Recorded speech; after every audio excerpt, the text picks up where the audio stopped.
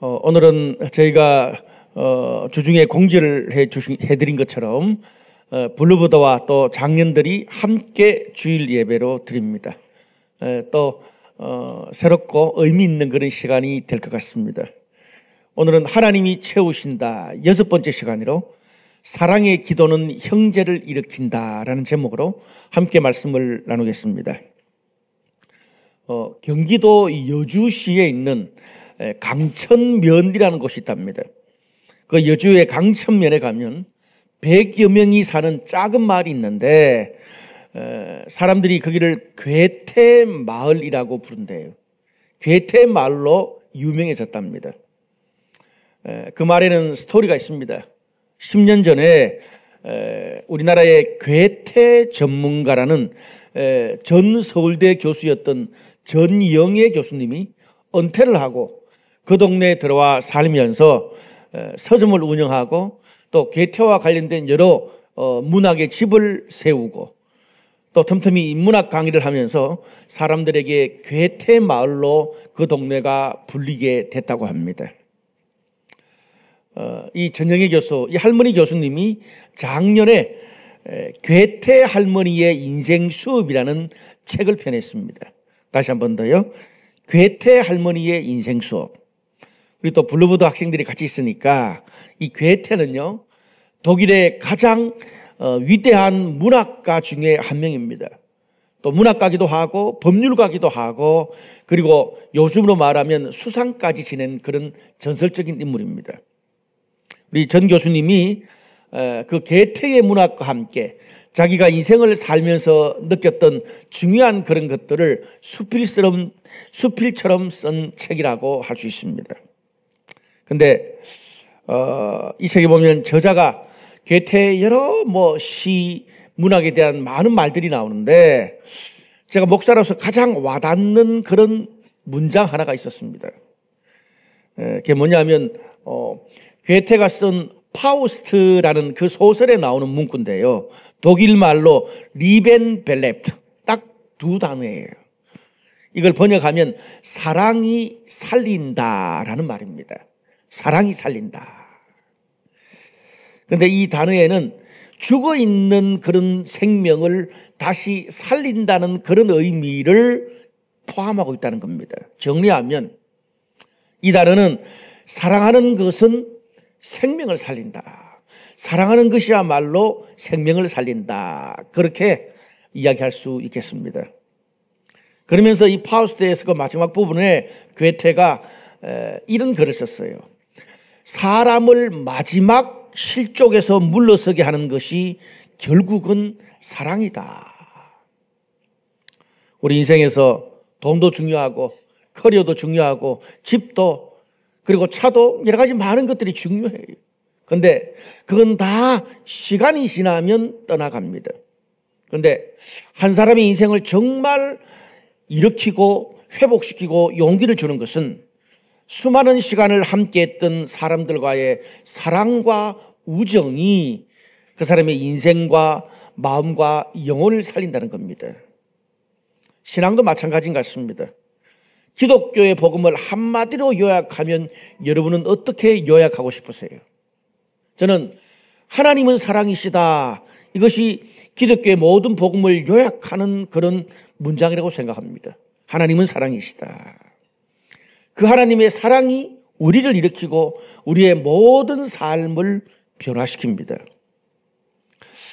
인간은 혼자 살아갈 수 없는 존재입니다. 그래서 인생 평생 살면서 사람은 서로 사랑을 주고받으면서 살도록 하나님께서 우리를 그렇게 창조하셨어요. 간혹 어떤 특별한 시기에 내 인생에 여러 가지 부정적인 일 때문에 내가 그를 거부한다 그럴지라도 저는 죽기 직전까지 그것을 고수하는 사람을 본 적이 별로 없습니다. 우리의 인생에 언젠가는 사랑이 우리 인생의 전부라는 것을 우리는 깨닫게 됩니다. 오늘 본문은 초대교회 공동체가 성도들 사이에 있었던 기쁜 일 그리고 힘든 일을 성도들이 당했을 때 어떻게 공동체 성도들이 함께 그것을 위로하고 대했는지를 이야기해 주는 그런 본문입니다. 어떤 면에서 초대교회 공동체가 서로 사랑을 나누는 공동체 문화를 보여주는 거예요. 저는 한 두 가지 정도 여러분과 말씀을 나누겠습니다. 먼저 한번 따라 합시다. 기뻐하는 사람들과 주 안에서 함께 기뻐하라. 오늘 13절에 보니까 이런 말씀이 나옵니다. 너희 중에 고난당하는 자가 있느냐? 그는 기도할 것이요. 즐거워하는 자가 있느냐? 그는 찬송할지니라. 먼저 초대교회 안에서 공동체 안에서 기쁘고 즐거워할 일이 있는 사람들이 있을 때 그들이 어떻게 되어 있냐는 거예요. 근데 아주 심플해요. 너희 중에 즐거워하는 사람이 있느냐? 그러면 그 사람은 주님을 찬양하라 그 말이에요. 근데 이 성경에서 기뻐할 즐거워할 일이 있는 사람에 대해서 그가 어떻게 할지에 대해서 굉장히 흥미로운 표현을 씁니다. 여러분 기쁜 일이 있잖아요. 즐거운 일이 있잖아요. 그러면 떠벌리고 막 밥 싸고 자랑하라고 말하지 않습니다. 어떻게 말해요? 너한테 좋은 일이 있냐? 그 기쁜 일이 있게 해주신 하나님을 찬양하라는 거예요. 이 말은 지금 현재 나한테 일어난 이 좋은 일에 대한 모든 포커스가 나 자신한테 있는 게 아니라 누구한테 있다가요? 하나님에게 포커스가 있다는 말입니다. 그런데 우리가 간혹 인생을 살면서 이것을 놓치고 살 때가 있습니다. 여러분 우리 삶을 돌아보면요, 내가 열심히 일하고 내 능력이 출중하다고 해서 일의 결과까지 늘 좋고 열매를 맺는 것은 아니더라고요. 시편 127편에 보면 이 시편 127편도 나이가 들어가면서 느낌이 달라요. 시편 127편 중에 어떤 문구가 있습니까? 하나님께서 집을 세우지 않으시면 세우는 자의 수고가 헛되고 하나님께서 성을 지켜주시지 않으면 파수꾼이 깨어있는 것이 헛되다. 너희가 일찍 일어나고 늦게 누우며 수고의 떡을 먹는 것이 헛되다라고 말하고 있습니다. 무슨 말이에요?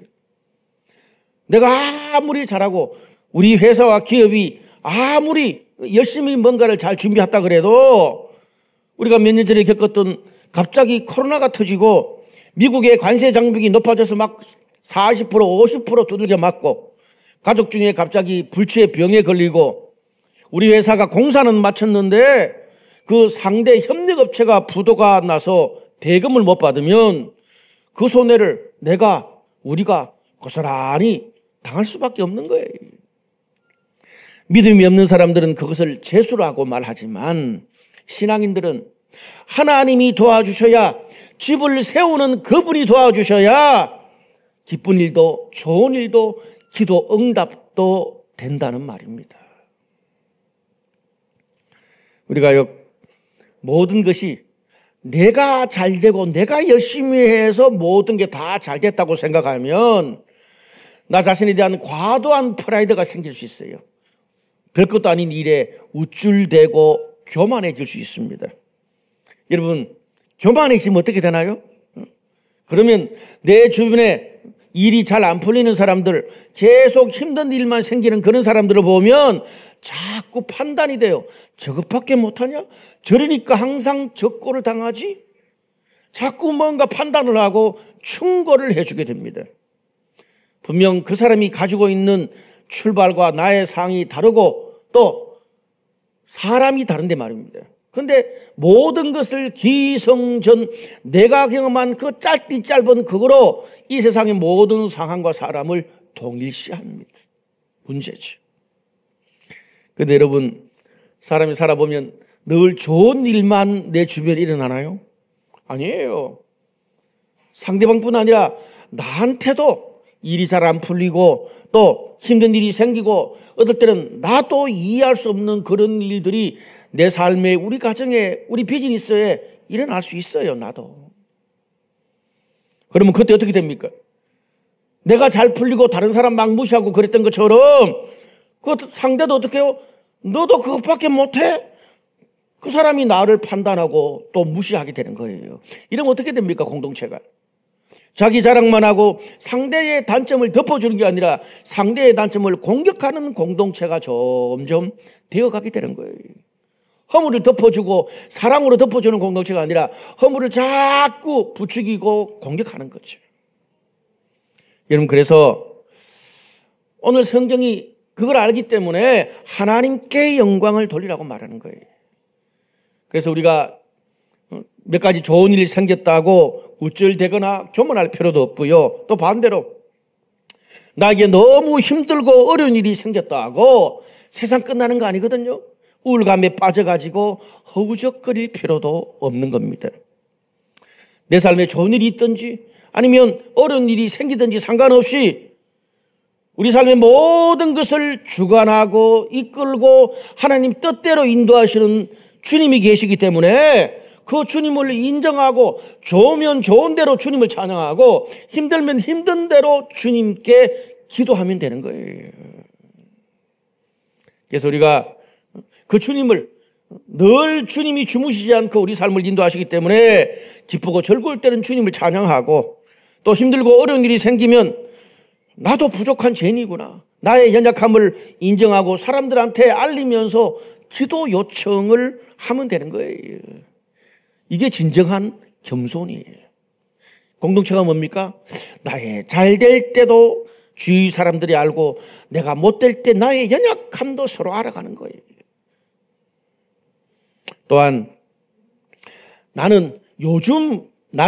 우리는 너무 힘들고 어렵지만 또 셀 안에 공동체 안에 기쁘고 즐거워할 그런 일들이 있는 사람들이 분명히 있잖아요.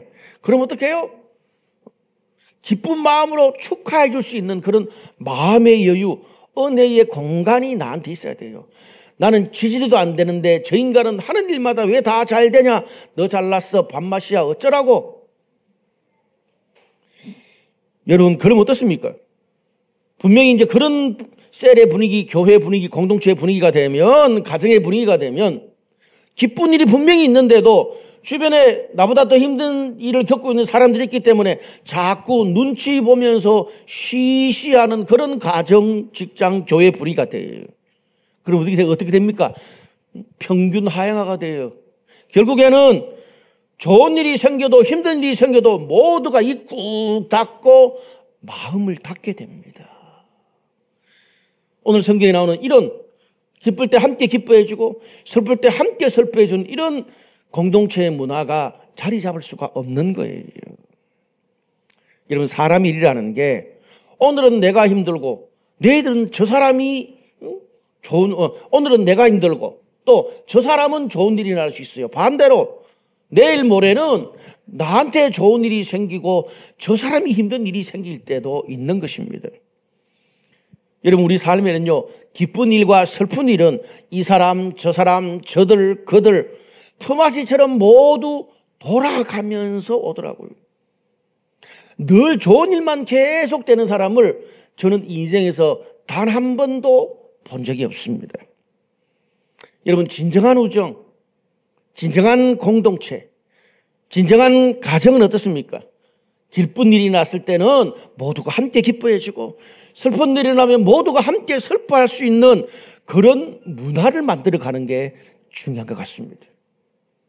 오늘 제가 뒤에 결론 부분에서 말씀드리겠지만 특별히 이번 주 오늘 우리 교회의 예배는 우리 신앙 공동체 안에서 굉장히 중요한 또 한 번의 문화를 보여주는 그런 시간이 될 수 있습니다.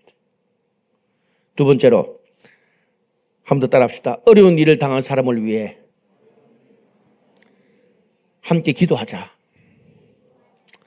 그렇다면 힘든 일을 당한 사람을 위해서 성도와 초대교회 공동체들은 어떻게 했습니까? 13절에 너희 중에 고난당하는 자가 있느냐? 그러면 기도할 것이요 그랬어요. 우리 중에 뭐 여러 가지 어려운 그런 일을 당한 사람이 있잖아요. 그때는 뭐예요? 기도해 주는 게 최고의 상책이다, 그 말입니다. 그런데 즐거워할 때는 함께 즐거워하자고 딱 주님을 찬양하라고 한마디 딱 했는데 고난당하는 사람을 위해서는 굉장히 여러 가지가 많이 나옵니다. 특별히 본인이 힘들 때 기도해야 되기도 하지만 오늘 본문 어떻습니까? 그 주변에 있는 성도들이 그 주변에 함께 있는 공동체가 어려움을 당한 사람을 위해서 기도하는 것을 강조하고 있습니다. 오늘 본문에는요, 신앙 공동체가 어려운 사람을 위해서 하는 기도에 대해서 두 가지 기도의 패턴이 나옵니다. 하나는 영적 기도자들에게 기도를 요청하는 겁니다. 그리고 두 번째는 성도들끼리 서로 힘든 사람을 위해서 기도를 나누는 것입니다. 두 가지가 나와요. 영적 지도자가 기도하는 것, 성도들끼리 기도하는 것. 자, 14절에서 15절 말씀 보니까 이런 말씀이 있어요. 너희 중에 병든 자가 있느냐? 그는 교회의 장로들을 청할 것이요. 그들은 주의 이름으로 기름을 바르며 그를 위하여 기도할지니라. 믿음의 기도는 병든 자를 구원하리니 주께서 그를 일으키시리라. 혹시 죄를 범하였을지라도 사하심을 받으리라.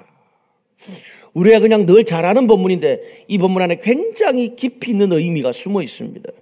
먼저 고난당하는 사람들 중에 병든 자를 예로 듭니다. 너희들 중에 혹시 성도들 가운데 병든 자가 있느냐? 그럼 어떻게 해요? 영적 지도자를 초대해서 기도하라는 거예요. 이게 장로가 나오는데 초대교회 장로는 요즘으로 말하면 목회자입니다. 사역자입니다.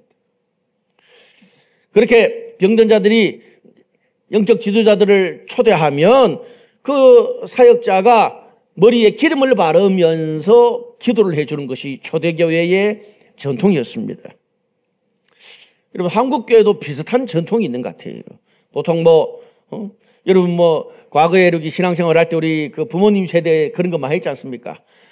교회 안에서 병자들이 있을 경우에 그리고 그 아주 중요한 그런 시험을 앞두고 있거나 인생의 중요한 결정을 해야 되는 그런 상황 때 어떻습니까? 부모님이 애를 목사님한테 데리고 가가지고 안수기도 받잖아요. 안수기도가 뭡니까? 목사님이 머리에 손 얹고 기도해 주는 거예요. 안수기도하는 그런 전통이 한국 교회 안에 있었습니다. 근데 간혹 어떤 사람들 중에 아니 힘든데 그냥 나 혼자 기도하면 되지 굳이 사역자한테 가가지고 나의 알릴 필요도 없는 그런 어려운 그런 나의 개인 사정까지 알려가면서 꼭 그렇게 안수 기도를 받아야 되나? 그렇게 생각할 수 있어요. 그런데 왜 그럴까요? 거기는 여러 가지 이유가 있습니다. 먼저 하나님께서 영적으로 뭔가 성도들보다 훨씬 더 영적인 어떤 권위와 능력이 있는 사람들을 사역자로 부르시고 또 하나님께서 그 신앙 공동체의 어떤 목회자와 사역자를 거기에 세워주신 것은 하나님이 뭔가 그 공동체에 일어나는 일에 대해서 영적으로 해결할 수 있는 영적 권위를 능력을 주셨다는 것을 성경이 이야기하고 있습니다. 여러분 뿐만 아니라 사람이요 왜 목회자한테 기도를 요청하라 그러냐면 이것도 있어요. 사람이 아프거나 힘든 일을 겪으면 그거를 해결하고 수습하는 것도 어려운데 본인이 자신의 힘든 것을 위해서 계속 기도를 하기가 쉬워요? 어렵습니다. 나도 지금 아파가지고 닌겔 꽂고 완전 뒤로 넘어가고 이러고 있는데 내가 계속 나의 영혼을 위해서 나의 몸을 위해서 계속 기도하기가 쉽지 않다는 말이에요. 그리고 사람이요 몸이 아프고 마음이 아프면 영적인 컨디션도 같이 떨어지게 되어 있습니다. 그럼 어때요? 영적인 삶의 루틴이 무너지면 나에게 있어서 하나님의 은혜도 점점 멀어지고 하나님의 은혜가 점점 멀어지면 내 안에 있는 죄된 본성이 내 성격, 내 인격, 내 삶을 지배할 수밖에 없어요. 예전에 안 그랬는데 뻑하면 별것도 아닌 것에 막 짜증을 내거나 나의 그런 죄성이 더 드러날 수밖에 없는 거예요. 그러면 여러분 우리가 힘들고 고통 속에 있을 때 하나님께 더 가까이 가야 되는데 오히려 어떻게 됩니까? 몸도 아프고 마음도 아프고 영적으로 컨디션도 떨어지니까 힘들수록 하나님과 점점 멀어지게 됩니다. 총체적 위기가 되는 거죠. 그래서 오늘 영적 지도자를 초대해서 기도를 요청하라 그러고 난 다음에 그 제일 끝머리 구절에 생뚱맞게 이 말이 추가된 거예요. 혹시 죄를 범했을지라도 사심을 받을 것이다. 여러분 성경이 왜 이 말을 했을까요? 인간이 아프고 병들 때 얼마나 연약해지는지를 성경이 알고 말하는 거예요. 이걸 좀 풀어서 이야기하면 이렇습니다. 너희가 병들고 아플 때 영적으로 삶의 컨디션이 축 처져 있거나 우울함에 빠져서 살지 말고 영적 지도자한테 찾아가서 적극적으로 기도를 부탁하라는 말이에요. 그러면 그 영적 지도자가 하는 믿음의 기도를 통해서 나는 지금 영적으로 허물과 죄와 부족함에 빠져 있지만 그 영적 지도자의 그 믿음의 기도를 통해서 하나님께서 우리의 몸과 마음과 상황도 일으키시겠다. 이렇게 되는 것입니다. 아멘. 그런데 또 왜 영적 지도자한테 찾아가서 기도 제목을 나누는 게 왜 중요합니까? 간혹 성도들이 주변에 셀에서 주변 사람들과 기도 제목을 나누려고 할 때에 다른 사람한테 오픈하기 힘든 특별한 개인적인 사정도 있잖아요. 모든 사람한테 셀 멤버한테 다 오픈할 수 없는 그런 개인 가정사나 그런 특별한 게 있단 말이에요. 그런 것들은 어떻게 해요?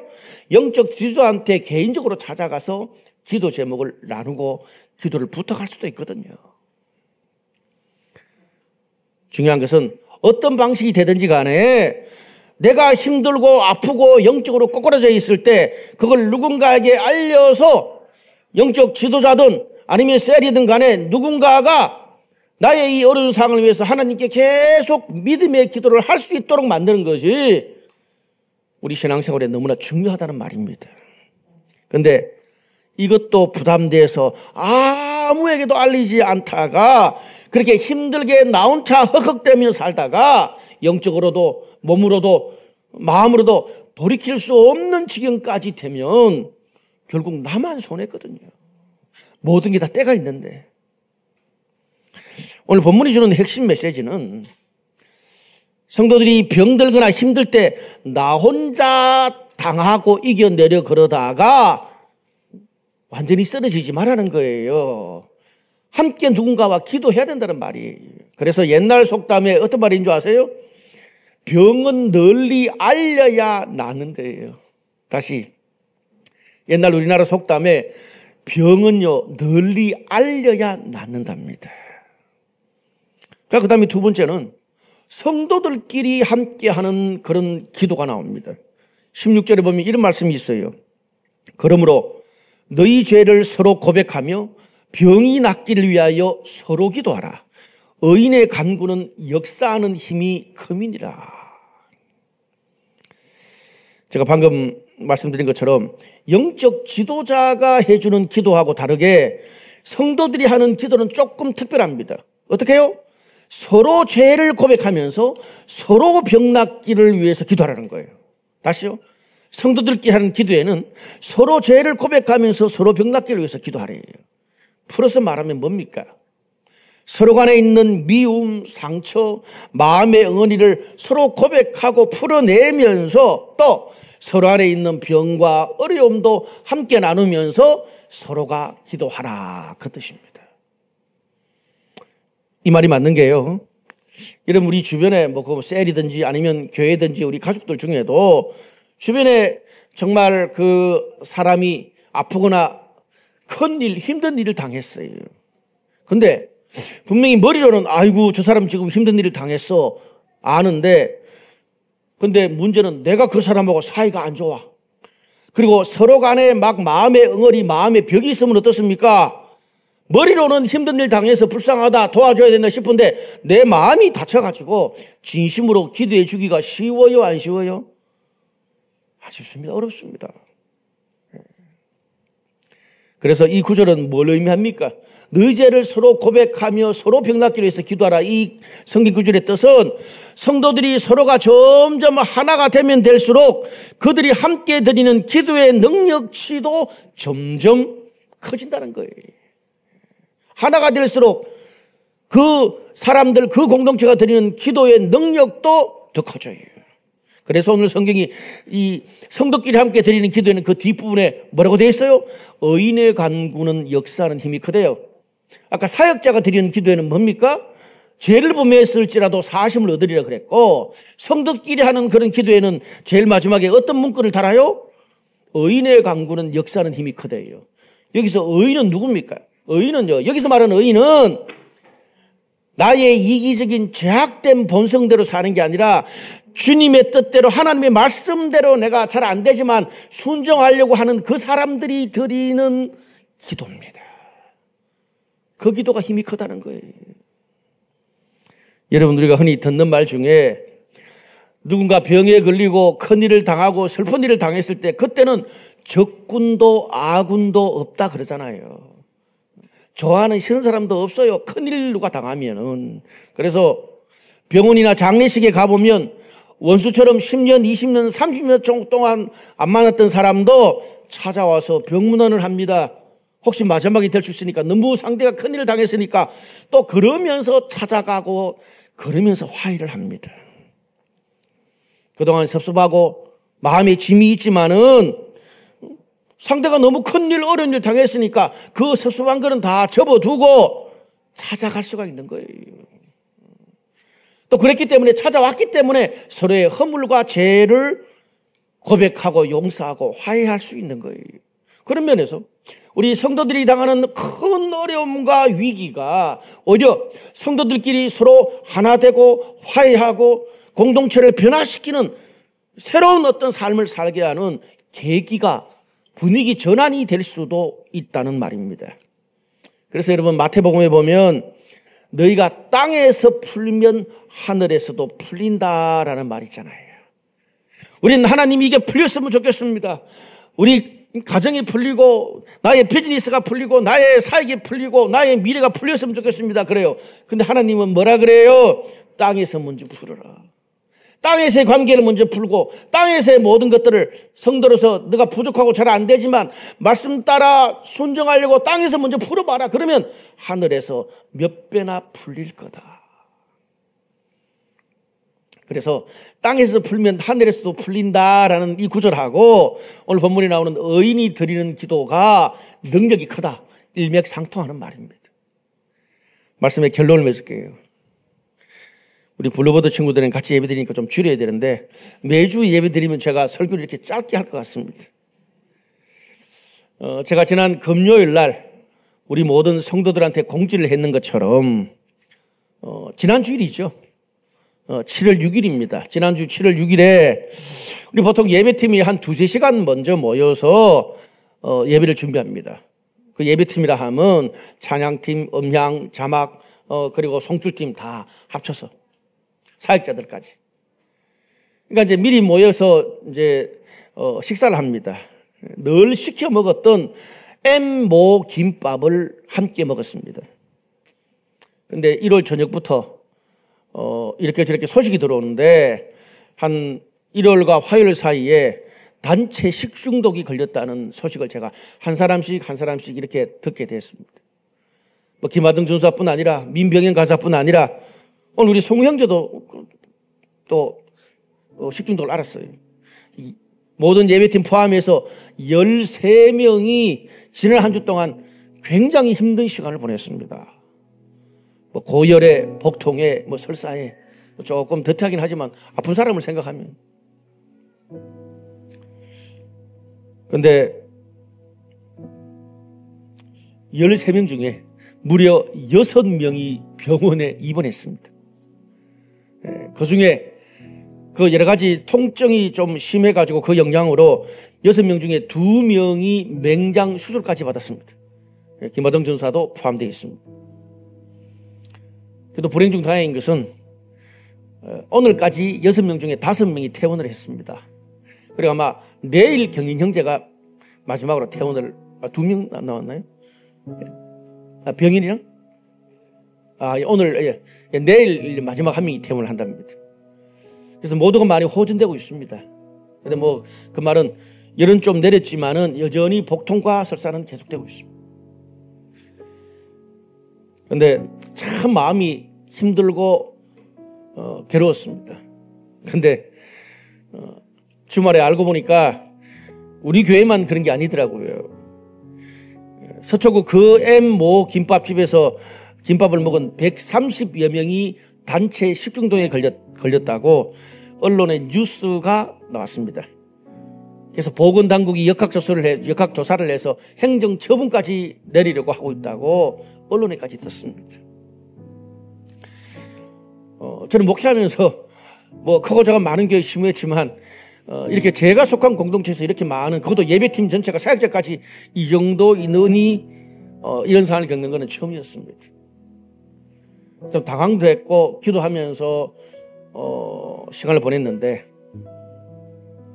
그런 쭉 한 주의 시간을 보내면서 참 감사한 마음도 있었어요. 갑자기 당한 어려운 상황에서 많은 성도들이 기도해주고 관심을 표현해주고 수많은 어떤 정보들을 카톡으로 보내줬습니다. 뭐 13명 중에 정상이 제일 그래도 약하긴 했지만 성웅 형제가 본인도 계속 병원도 가고 힘들었어요. 성웅 형제가 힘든 중에 본인이 기꺼이 찬양을 맡아주겠다고. 그래서 오늘 예배가 진행될 수 있었습니다. 저는 그렇게 한 주를 보내다 보니까 오늘 예배 드리는데 울컥울컥하는 그런 마음들이 몇 번 있었습니다. 오늘 이 예배에 또 힘든 중에도 섬기신 성웅 형제, 또 일찍 가족들하고 와가지고 또 여러 가지 모든 이런 세팅해준 우리 정원 형제, 그리고 또 우리 세윤이, 그리고 갑자기 이름이 생각이 안 나요. 유경이, 그렇죠? 예. 이해하세요. 60대면 그래요. 예. 너무 감사하더라고요. 그리고 뭐 이렇게 교회 불 켜는 것부터 시작해서 여러 가지 이걸 또 정임자매가 또 그 뭐 루아를 통해 가지고 또 전달해주고. 그리고 오늘 우리 그 어린이 찬양팀 너무 감사한 것이, 우리가 얘들한테 성김을 받았습니다. 너무 잘 훈련됐고 또 일찍 와서 또 준비해서 이렇게 탁 서주니까 너무 감격스러웠습니다. 그리고 뿐만 아니라 본인이 지금 현재 아프고 또 가족들이 아픈 중에도 이 여러 가지 피해 대책을 위해서 소명해 주기 위해서 여러 가지 전화로 정보를 알아봐주고 신경을 써준 여러 성도들이 있었습니다. 너무 감사하고요.